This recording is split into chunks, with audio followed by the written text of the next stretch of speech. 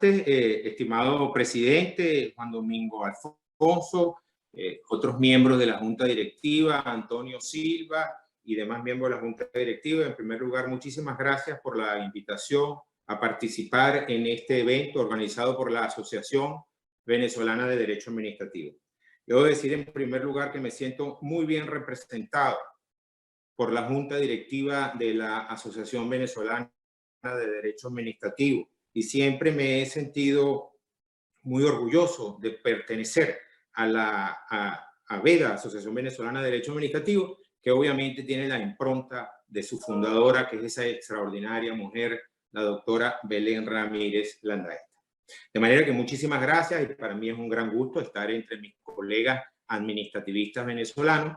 La conversación de hoy la voy a intentar hacer lo más llana posible, lo más sencilla posible, porque no es como dijo nuestro presidente, no es sino la presentación de un texto que recoge lo que son mis clases de Derecho Procesal Constitucional, fundamentalmente en la Universidad Católica Andrés Bello, también en la Monte Ávila, etc. Yo voy a hacer unos pequeños comentarios introductorios, algunos de los cuales van a parecer muy sencillos seguramente, en donde luego de plantearlos voy a llegar rápidamente al origen de la justicia constitucional. Voy a hacer un pequeño concepto del derecho procesal constitucional y luego me voy a detener a distinguir entre el derecho procesal constitucional y el derecho constitucional procesal. Siempre digo en mis clases, y es el cuarto punto de mi exposición, que la justicia constitucional puede ser estudiada desde tres puntos de vista: desde el punto de vista sustantivo, desde el punto de vista orgánico y desde el punto de vista procesal. Voy a hacer unos enunciados de esa clasificación que la he ido desarrollando solo por razones pedagógicas. Desde el aspecto procesal, voy a nombrar algunos de los elementos más importantes del aspecto procesal y me voy a detener al final de mis palabras en los poderes del juez constitucional y en los límites del juez constitucional. Los límites que tiene el juez constitucional en los poderes que le tienen acreditados a través del ordenamiento jurídico que conforma la justicia constitucional. Lo primero que diría como palabra introductoria para rescatar la importancia del tema es que la justicia constitucional, junto con la separación de los poderes, el principio de la legalidad y el principio del respeto de las situaciones jurídicas subjetivas, es uno de los elementos esenciales del Estado democrático y de derecho. Por eso, su aparición, evolución, consolidación, es uno de los hechos más notables en las ciencias del derecho en los últimos tiempos. Sabemos que antes de este sistema, el dogma era el principio de la supremacía de la ley, que ha sido sustituido por el principio de la supremacía constitucional. Pero antes en Europa existía el dogma bajo el cual la superioridad de la ley era el principio y había un poder o inmunidad absoluto en el órgano legislativo. Incluso, no obstante el principio de separación de los poderes, el órgano legislativo era considerado infalible y superior a los demás órganos en virtud de la legitimidad democrática que se predica de este órgano legislativo. En consecuencia, en la primera fase, el juez quedó sometido a la ley sin poder discutirla. La supremacía del órgano legislativo y de la ley se extendió no solamente en Europa, sino pasó no solamente en Inglaterra, de donde se originó, sino que pasó a toda Europa y también a las colonias, no solamente las colonias americanas. Esa supremacía de la ley se fundamentó en el pensamiento de Rousseau, en su famosa obra El Contrato Social, en 1762, cuando proclamó la idea de que las leyes son actos que emanan de la voluntad general y que por ello ni el príncipe está por encima de las leyes y todos los miembros del Estado se someten a ello. Luego Montesquieu dijo la famosa frase en su obra El espíritu de las leyes, que los jueces son las bocas que pronuncia la palabra de la ley, son seres inanimados que no pueden moderar la fuerza ni el rigor de las leyes, es decir, no pueden tocar la ley. De modo que hasta el siglo XX, hasta principios del siglo XX, estaba vedada la labor al juez de interpretar la ley. La Constitución, que ya las habían, quedaba mediatizada por la ley desde que el juez tenía que aplicarla sin más. Se dispuso para morigerar esta situación tan rigurosa de un control de tipo parlamentario, de forma que si la ley contrariaba la Constitución, sería el mismo Parlamento el que la controlaría y remediaría la situación. Control político, por supuesto. La concepción de la Constitución como cuerpo normativo, con fuerza coercitiva propia, y no solo como un conjunto de principios, produjo un importante cambio. Se acepta la nueva idea de la sumisión del órgano parlamentario a una ley superior, la Constitución, y a través del control de constitucionalidad se le permite al juez abstenerse de aplicar, en el caso concreto, una norma que se considere contraria a la norma suprema. Aquí tenemos el principio de supremacía constitucional, que reconoce el poder de los tribunales para declarar la inconstitucionalidad de leyes contrarias a la Constitución. Este principio de supremacía o esta construcción de la justicia constitucional no es producto de un solo hombre ni de una sola circunstancia. Se origina por razones diversas y por necesidades políticas y sociales muy distintas. La democratización del Parlamento en Europa, el federalismo en América fueron factores importantes inicialmente. El origen y posterior desarrollo del derecho procesal constitucional como disciplina autónoma puede encontrarse en muchos de estos hechos históricos, así como en jurisprudencia relevante y construcciones doctrinarias. Nosotros podemos hacer la historia más o menos larga, podemos ponerla con muchos siglos y llegar hasta la Edad Media, podemos pasar por Roma, pero podemos hacerla más corta y analizar solamente los últimos 400 años y empezar por la sentencia del caso Bonham en Inglaterra en 1610, decidida por Sir Edward Coke, quien estableció por primera vez este principio de la supremacía de la ley, de una ley superior, una higher law. También, en la época de la colonia, entre 1690 y 1790, en esos 100 años, había un tribunal de apelaciones en Inglaterra, el Tribunal de Apelaciones británico, que controlaba la sujeción del ordenamiento jurídico que dictaban las colonias con el ordenamiento jurídico matriz, que era el de Inglaterra.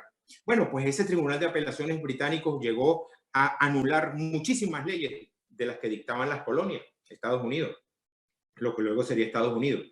De manera que cuando las colonias se independizan, ya tenían el conocimiento de lo que era el control judicial, porque ya más de 600 veces habían sido objeto de control judicial por parte del Tribunal de Apelaciones británico. Y eso es lo que trae como consecuencia que de manera temprana la Constitución de Pensilvania en 1776, la Constitución de Vermont en 1777 crean un control de constitucionalidad. Además, había jurisprudencia en el mismo sentido por las Cortes Supremas de los estados de North and South Carolina, en Virginia, en Maryland, todo antes de la Constitución de 1787. Ya el asunto es más sencillo cuando se dicta la Constitución de Estados Unidos en 1787, porque el artículo 6 en su sección segunda predica con claridad el principio de supremacía constitucional. Indudablemente que la jurisprudencia más importante y conocida sobre el tema es la recaída en el histórico caso Marbury versus Madison, decidida por el conocido juez John Marshall en 1803, que determina la supremacía constitucional, la aplicación preferente sobre cualquier norma de rango inferior a la Constitución que contraríe sus preceptos y establece un sistema de control de constitucionalidad. Y ahí tenemos entonces, después de 400 años del caso Bonham, la sentencia del juez Marshall. Otra forma de controlar la constitucionalidad es el amparo constitucional, que habiendo tenido su origen en la figura del habeas corpus, en el derecho inglés, en la Carta Magna de 1215, en el Bill of Rights de 1668, de manera más reciente, la Constitución de Yucatán en 1841 lo establece por primera vez. Como sabemos, la Constitución de Yucatán es la constitución que dicta el Estado de Yucatán para separarse de México cuando se pierde la federación en México, y se legislan una gran cantidad de derechos sociales en esa constitución y se mete por primera vez el amparo constitucional. Luego se rescata el federalismo en México, se dicta el acta constitutiva en 1847 y en 1857 se dicta una nueva constitución. Ya todas esas recogen la figura del amparo constitucional. Eso es importante porque la sentencia Marshall y el amparo constitucional previsto en la Constitución del Estado de Yucatán, ambas situaciones impactan en Latinoamérica fundamentalmente, y los países latinoamericanos comienzan a hacerse recipiendarios de esas dos formas de control de la constitucionalidad. Ni siquiera por vía constitucional, algunos por vía legal. En el caso de Venezuela, el control concentrado, lo mismo que dice la sentencia Marshall, lo decía el Código de Procedimiento Civil de Venezuela de 1897.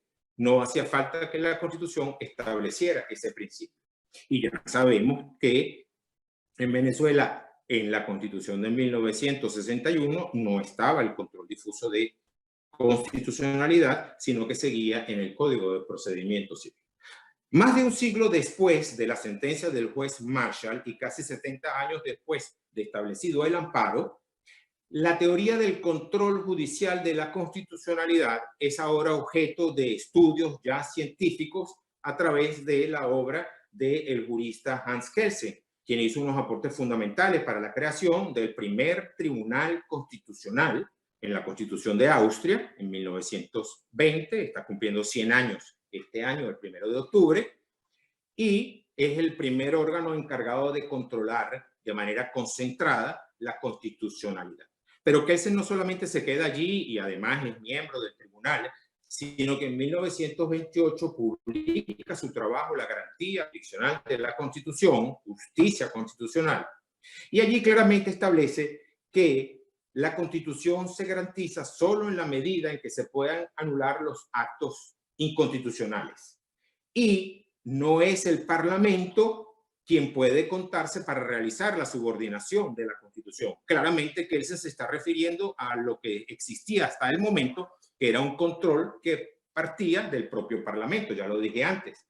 Debe ser un órgano diferente a él. Y es el primero que predica la idea que tiene que ser un órgano distinto al Parlamento, independiente, y que tenga la posibilidad de anular cualquier tipo de actos inconstitucionales. Predica una jurisdicción constitucional. Bueno, sabemos que esta idea de Kelsen en el momento es contrariada por Carl Smith, quien en el año 1999, un año después, dijo que no, que la defensa de la Constitución debía estar en el propio presidente. Ya no en el Parlamento como antes, no en un tribunal independiente, sino en el propio presidente. Decía, el defensor de la Constitución no debe ser un órgano ficcional, como dice Kelsen, sino el titular del poder público.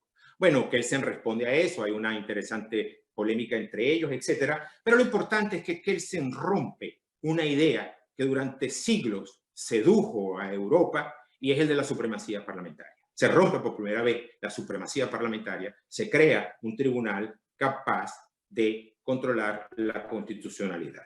Bueno, en la segunda mitad del siglo XX, en los años que surgieron a la posguerra, debido a la reacción contra el totalitarismo, debido también a unas organizaciones territoriales más complejas, ya de los estados dejan de ser unitarios, hay más estados, se establecen muchísimos tribunales constitucionales, se dictan muchas constituciones, lo sabemos. En España, en 1931, que crea una corte, la Constitución de Italia de 1947 crea también una corte constitucional, en 1949 en Alemania, los tribunales que se crean en Francia en 1959 con la nueva Constitución, en Turquía, Yugoslavia, más modernamente Portugal en el 76, España en el 78, Polonia y otros países.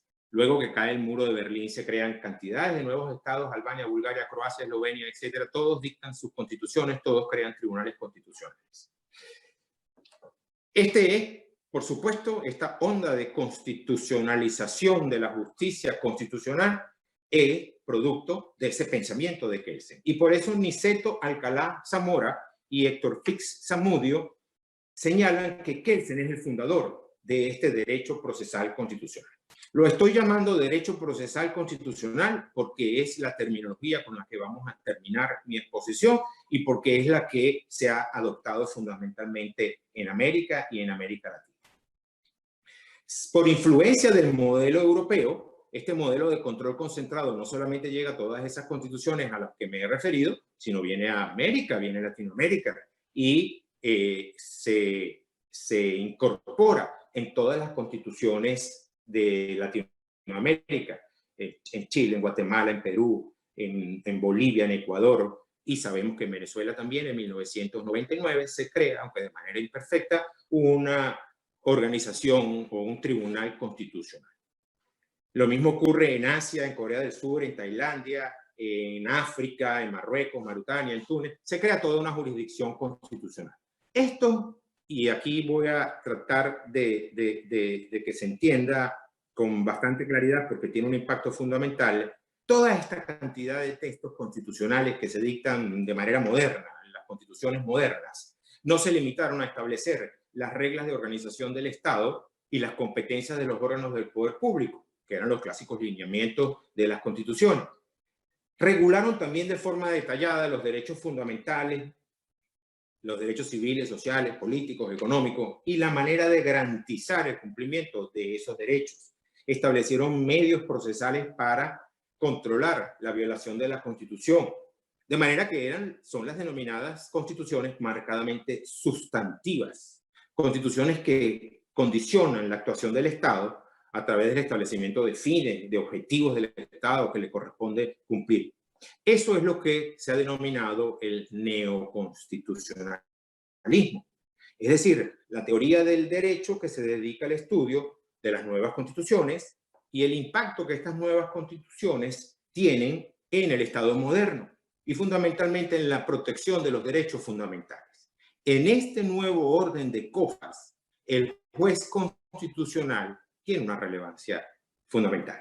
En el neoconstitucionalismo, la justicia constitucional tiene una onda expansiva importante, toda vez que el marco de derechos y garantías es mayor.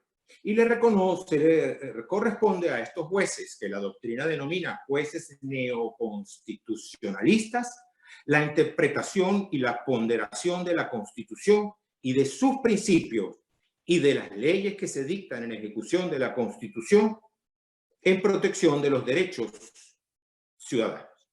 Todo este orden de cosas es lo que se estudia en el derecho procesal constitucional. El estudio ordenado de los diversos instrumentos, ahora jurídicos, no políticos, de control de la constitucionalidad, marca el nacimiento de una nueva disciplina que comparte las estructuras del derecho procesal y del derecho constitucional, que se venían estudiando de manera separadas y cuyas íntimas conexiones e hilos conductores puso de relieve por primera vez el procesalista uruguayo Couture. Y fue Couture el primero que enlazó los principios constitucionales con los principios procesales para explicar este derecho procesal constitucional.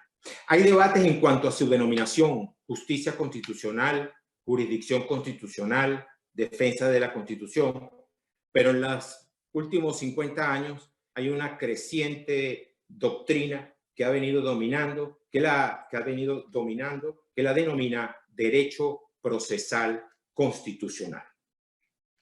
La corriente europea ha utilizado la expresión justicia constitucional, pero en Latinoamérica el término derecho procesal constitucional es ya corriente y fundamental.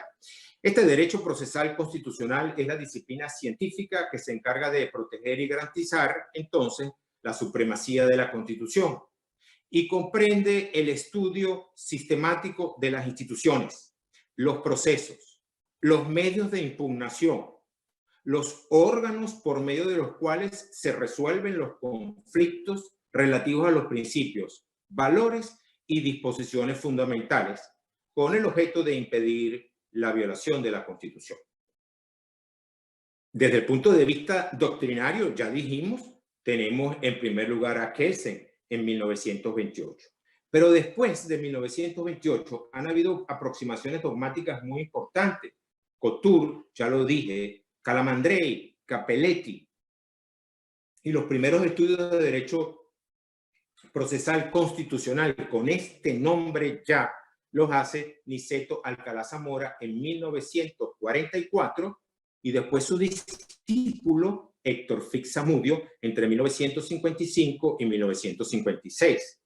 Jesús González Pérez también hace unos aportes extraordinarios al derecho procesal constitucional, que vemos que han publicado un libro en homenaje a él.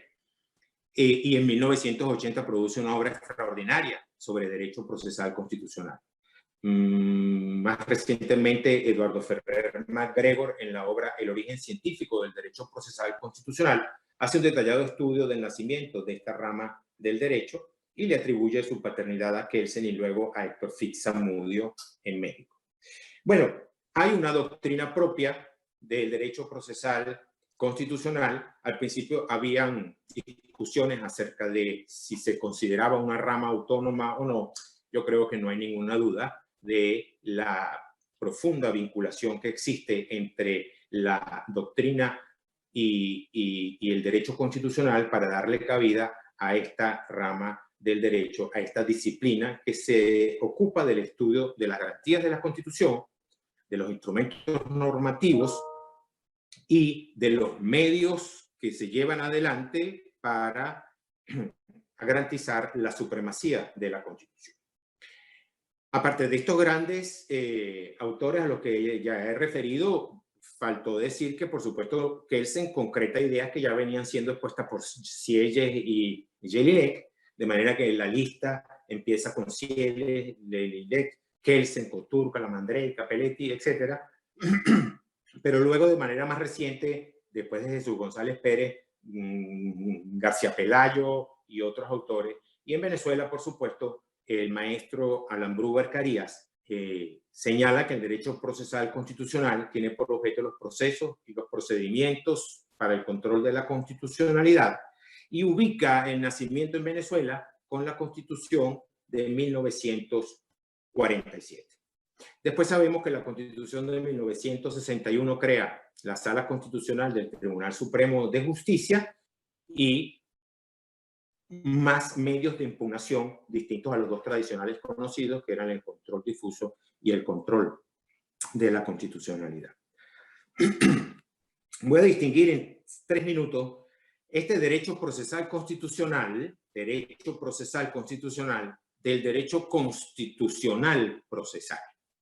El derecho procesal constitucional es, entonces, el conjunto de normas constitucionales o legales, principios, jurisprudencia que se encargan de garantizar la supremacía constitucional a través de un órgano encargado de someter a la Constitución a través de medios de impugnaciones especiales y a través de modulaciones procesales que están reguladas en esa ley.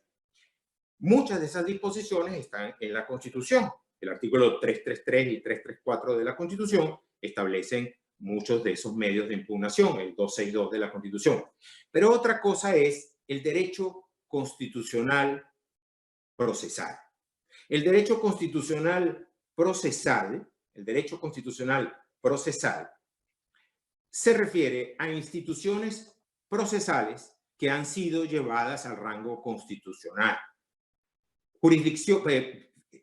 Disposiciones procesales relativas a la jurisdicción, relativas a las garantías judiciales, a las garantías de las partes, al debido proceso. Cantidades de disposiciones de naturaleza procesal que, por su importancia, ese neoconstitucionalismo las ha llevado a la Constitución, pero que se aplican a la jurisdicción desde el punto de vista general y no a la protección de la Constitución nada más. Siempre digo, y es el otro aspecto al que quiero referirme, que el derecho procesal constitucional, y esto lo hago solamente por razones pedagógicas, puede ser estudiado desde 3 puntos de vista. El derecho procesal constitucional puede ser estudiado primero desde un aspecto sustantivo, luego desde un aspecto orgánico y finalmente desde un punto de vista procesal. Desde el punto de vista sustantivo, el derecho procesal constitucional estudia con profundidad esto a lo que me he referido, que es precisamente el sistema de supremacía de la Constitución. La Constitución o la justicia constitucional como garante del Estado de Derecho. Con las palabras que empecé, la justicia constitucional forma parte, es una pieza fundamental en la estructura del Estado de Derecho. Sin justicia constitucional no puede asegurarse la supremacía constitucional, y si no aseguramos la supremacía constitucional, estamos en riesgo de que nuestros derechos civiles, sociales, políticos y económicos puedan ser vulnerados. Solamente estableciendo un candado que impida violar la Constitución, estamos protegiendo los derechos de los particulares. El derecho procesal constitucional, la justicia constitucional, tiene una primera labor que es precisamente la de estudiar todos los principios y normas referidos a esa supremacía constitucional, el resguardo de la supremacía constitucional. Si la Constitución adquirió un carácter de norma superior de todo el ordenamiento jurídico, eso tiene una importancia fundamental sobre el ordenamiento jurídico y sobre las personas. Ahí hay una primera labor de la justicia constitucional. Pero además de garantizar la supremacía de la Constitución, el derecho procesal constitucional ha servido, y esto es muy interesante, ha servido a través de la jurisprudencia para adecuar la Constitución, para releer la Constitución, para enriquecer y actualizar el contenido de la Constitución. Los valores y los principios constitucionales se han proyectado en todo el ordenamiento jurídico en buena medida a través de la justicia constitucional, a través de las competencias de la justicia constitucional que, concretadas en fallos y en sentencias, han releído la Constitución, actualizado la Constitución. Un ejemplo de eso es el ejemplo temprano de la sentencia del juez Marshall en 1803. Luego también la justicia constitucional se estudia desde el aspecto orgánico, jurisdicción constitucional de la libertad, como diría Mauro Capelletti. Esta jurisdicción constitucional es fundamental. Todas son importantes, pero la jurisdicción constitucional atañe a la libertad, y me refiero a la libertad al régimen de todos nuestros derechos y garantías. El derecho procesal constitucional estudia entonces el aspecto orgánico de la justicia constitucional. El órgano que lleva adelante esa justicia constitucional. ¿Cuál es la naturaleza del órgano? ¿Cuáles son las características que debe tener el órgano para poder garantizar una justicia constitucional independiente y clara? ¿Cómo deben ser esos tribunales constitucionales? A partir de eso, hay toda una teoría sobre la justicia constitucional desde el punto de vista orgánico. Y, por último, el derecho procesal constitucional se estudia desde el punto de vista, ahora sí, procesal. Desde el punto de vista procesal, para ver cuáles son los principios procesales que gobiernan esta justicia. Cuáles son los medios de impugnación que se han ido reglamentando en esta justicia constitucional. Cuáles son las reglas procesales que gobiernan a cada uno de esos medios de impugnación. Cuáles son los poderes del juez en la iniciación, en la sustanciación, en las decisiones cautelares o definitivas y en la ejecución del fallo. Por supuesto que esto es un tema interesantísimo que podría ocupar la atención de mucho tiempo, y respecto de ese aspecto procesal solamente me detengo para decir que hoy en día, impactado por esa nueva neoconstitucionalismo, los medios de impugnación no son los tradicionales, control difuso, amparo y control concentrado, sino que existen otros medios de impugnación. Y dentro de esos otros medios de impugnación, o esos mecanismos o vías destinados a lograr el respeto y aplicación de los derechos fundamentales de las personas, tenemos medios de impugnación diversos, como podría ser, además del control concentrado y el control difuso, el destinado a controlar la inconstitucionalidad de las omisiones de legislativa, el destinado a controlar el carácter orgánico de las leyes. Hay uno que es fundamental, que es el control de la convencionalidad. Hay una relación importantísima entre el derecho procesal convencional y el derecho procesal constitucional, a través de lo cual el derecho procesal constitucional se interrelaciona con todo este régimen que gobiernan las convenciones internacionales y se ha establecido entonces el control de convencionalidad. Lo tenemos en Venezuela, lo tenemos en muchísimos países, que tiene como finalidad armonizar el ordenamiento jurídico del Estado, parte con las convenciones de que se trate, y de esta forma asegurar la efectividad a través de la desaplicación o del desconocimiento, en un caso concreto, de las normas convencionales de los convenios o tratados internacionales que forman parte del ordenamiento jurídico interno de los Estados. Un tema que es fundamental dentro de este aspecto procesal es el relativo a las pruebas. En el tema de las pruebas, el derecho procesal constitucional ha dado un giro extraordinario a este tratamiento. En los procesos judiciales y en el proceso constitucional más, el derecho a probar y todo lo que implica tiene una importancia fundamental. Se cambia el dogma o el principio conforme al cual la justicia constitucional es de naturaleza objetiva, no hay partes y no hay prueba, por el principio conforme al cual, ante la variedad de los medios de impugnación, se desarrolla la necesidad de pruebas y se produce el derecho a alegar y probar, el acceso al expediente, el respeto a los principios que rigen la actividad probatoria, la regulación de los medios de prueba, la promoción y control por el adversario a través de la oposición, contradicción e impugnación. Los principios que gobiernan la actividad probatoria son todos asuntos regulados de manera frecuente en las normas procesales, las normas que regulan el proceso constitucional. Sabemos, es el momento de decirlo, que existen normas que gobiernan el derecho procesal constitucional en la Constitución. Existen también en la Ley Orgánica del Tribunal Supremo de Justicia en Venezuela y en el Código de Procedimiento Civil de manera supletoria, pero en la mayoría de los países se ha construido una legislación especial sobre el derecho procesal constitucional. Leyes orgánicas, códigos de la jurisdicción constitucional.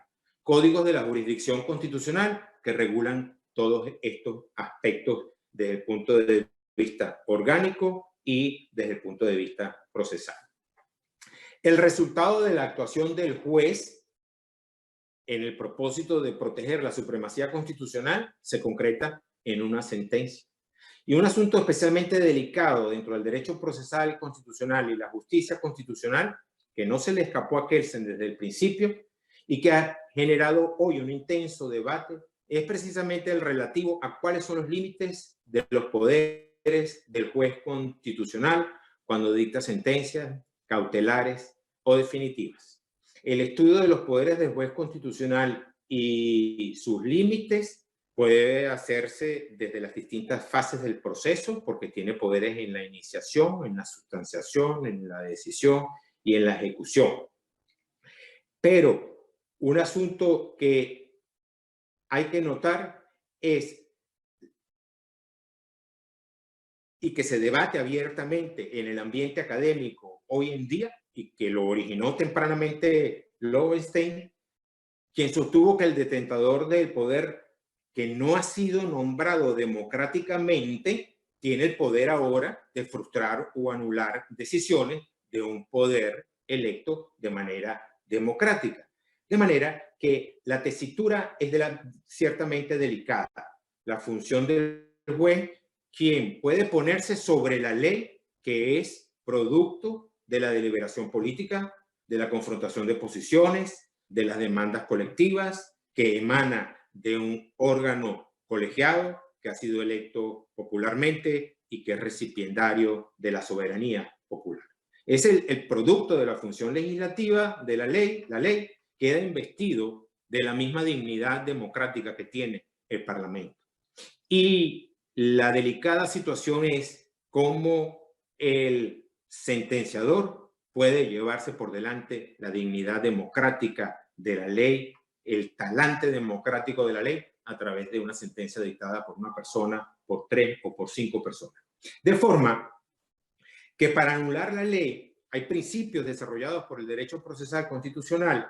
Para anular una ley debe haber una violación comprobada de la Constitución, debe haber la imposibilidad de preservar el texto legal, debe haber la imposibilidad de hacer una interpretación que adecue el texto legal a la Constitución.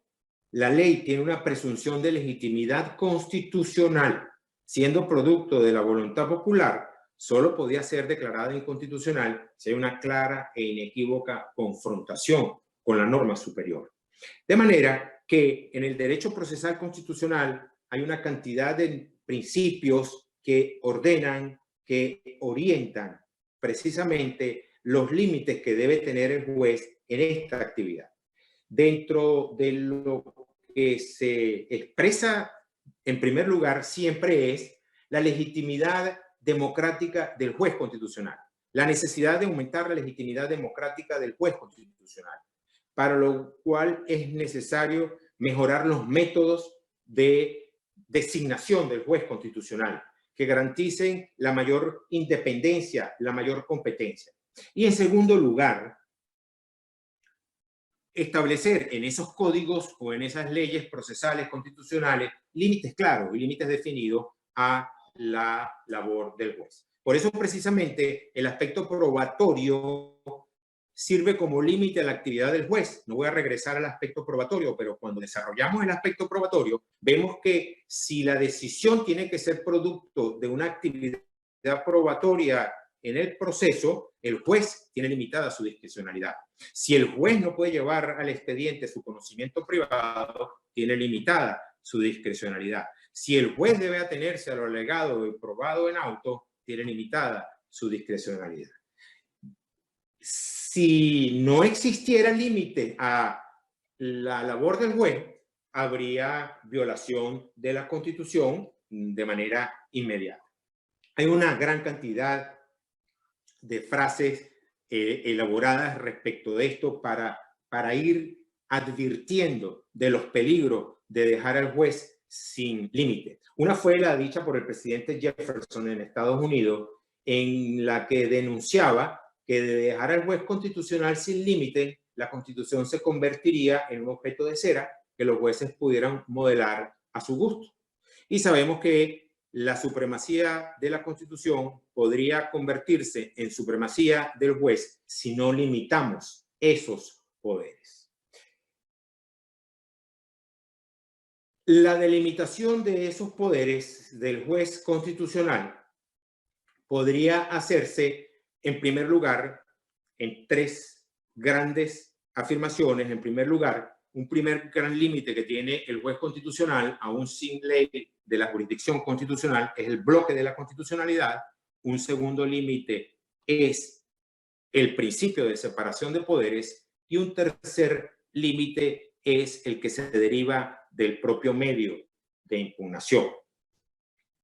La doctrina del bloque de la constitucionalidad, y a esa se suma ahora el bloque de la convencionalidad, es decir, todo el corpus juris que gobierna los tratados o convenios internacionales que regulan los derechos humanos y que forman parte del ordenamiento jurídico de nuestro Estado, tiene que ser respetado por el juez constitucional. Obviamente que el juez constitucional, formando parte de la estructura del Estado, se somete a la supremacía de la Constitución. Todos los principios constitucionales, me salto mencionarlos, deben ser respetados por el juez constitucional.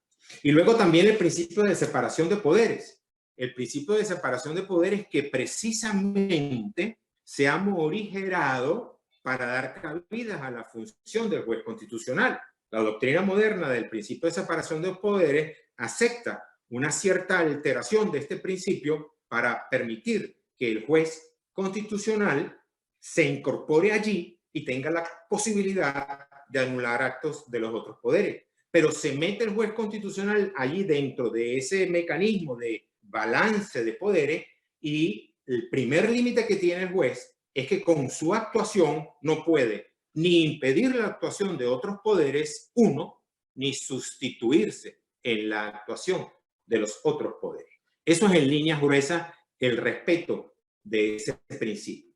Y hay un tercer principio que es el límite derivado del medio de impugnación.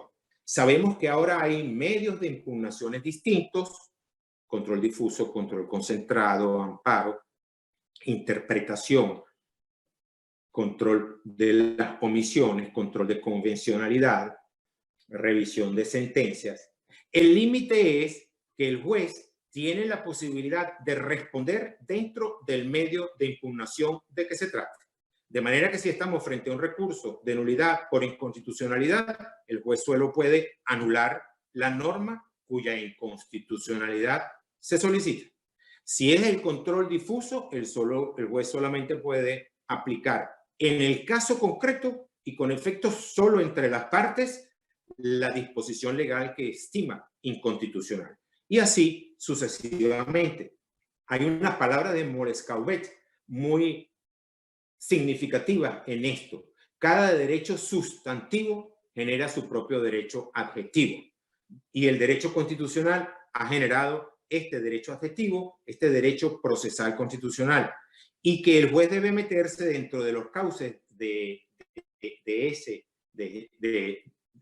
medio de impugnación del que se trata. En el caso del amparo constitucional, solamente se permitiría el restablecimiento del derecho constitucional violado o la protección del derecho constitucional violado. Como sabemos, estos límites han sido en muchísimas ocasiones violados por, no me voy a referir al caso concreto de Venezuela, en donde nuestra sala constitucional es un extraordinario ejemplo para ver todo lo que no se debe hacer en derecho procesal constitucional. Es un extraordinario ejemplo para ver toda la falta de precaución y de conocimiento en los límites que establece el derecho procesal constitucional. Pero sí es verdad que hay una tendencia de temor general, no solo en Venezuela, en donde ha pasado lo que ha pasado en nuestra sala constitucional. Hay una tendencia de temor de que este nuevo juez, este juez neoconstitucionalista, tiene unos poderes extraordinarios, pero sin embargo hay que reconocer también que, utilizado con mesura, han dado unos resultados extraordinarios. Un ejemplo de eso es el Tribunal Constitucional alemán, el Tribunal Constitucional español. Hay casos en los cuales las transiciones han sido facilitadas por el Tribunal Constitucional. El caso emblemático es el caso de Chile. Hay tribunales constitucionales que han adquirido en poco tiempo mucho respeto, como es el caso del Tribunal Constitucional colombiano. Yo lo dejaría hasta aquí, y a lo mejor en el periodo de preguntas y respuestas o comentarios de parte de ustedes podría referirme a una o dos jurisprudencias que de manera sorprendente han violado estos límites a los que me he referido. Finalizaría yo diciendo nada más que esta justicia constitucional ha tenido este desarrollo extraordinario precisamente por eso, precisamente porque es verdad que la Constitución se ha puesto ahora al alcance de todos, y es verdad que nuestros derechos y garantías constitucionales ahora, partiendo de la Constitución y estando explicados en la Constitución, tienen un régimen de protección allí mismo, en la propia fuente constitucional. Quiero de nuevo agradecer la invitación de estar con ustedes por esta vía telemática y felicitar a la Asociación Venezolana de Derecho Administrativo, a su junta directiva y a la Fundación Universitas por estos extraordinarios esfuerzos que llevan adelante. Muchas gracias.